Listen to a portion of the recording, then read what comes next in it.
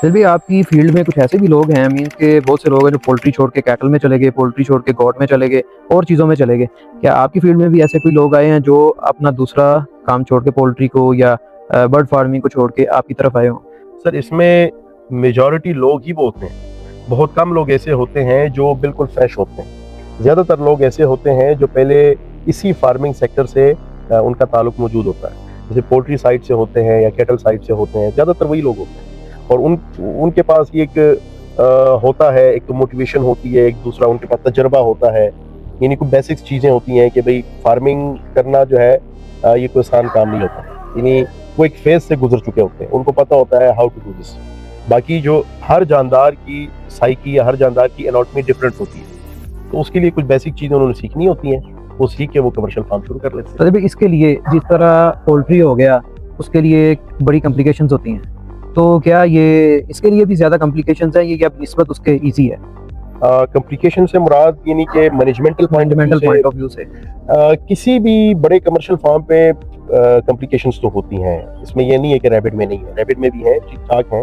ہر جاندار چیز، اگر آپ بی فارمنگ کو لے لیں نا، جو شہد کی مکھیوں شہد ایکسٹریکٹ کرنے کے لیے جو فارمنگ کی جاتی ہے، اس کی بھی الگ سے میڈیسنز ہوتی ہیں، اس کے بھی الگ سے ڈاکٹرز ہوتے ہیں، اس کی بھی الگ سے بیماریاں ہوتی ہیں.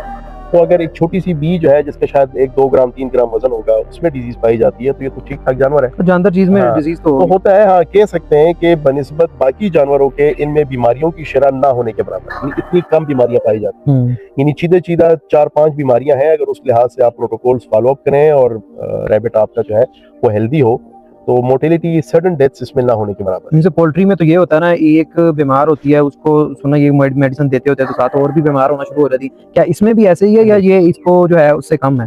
جی عادل بھائی، ریبٹ میں کوئی بھی آج کی تاریخ تک وائرل بیماری موجود نہیں، اور یہی وجہ ہے کہ اس میں موٹیلٹی ریشو بھی باقی فارمنگ کی نسبت انتہائی کم ہوتی ہے.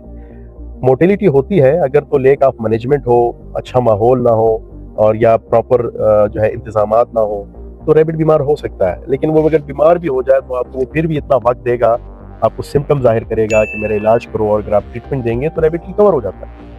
یعنی یہ باقی اس طرح کا نہیں ہے پولٹری کی طرح کہ کوئی ایک ریبٹ بیمار، ایک مرغی بیمار ہو گئی اور پیچھے آپ نے دیکھا تو بھئی بہت سارے اور بھی بیمار ساتھ میں ڈائگنوز ہو رہے ہیں، موٹیلٹی راتوں رات بہت سارے رات کافی زیادہ اس میں ایکسپیری ایسا نہیں ہوتا.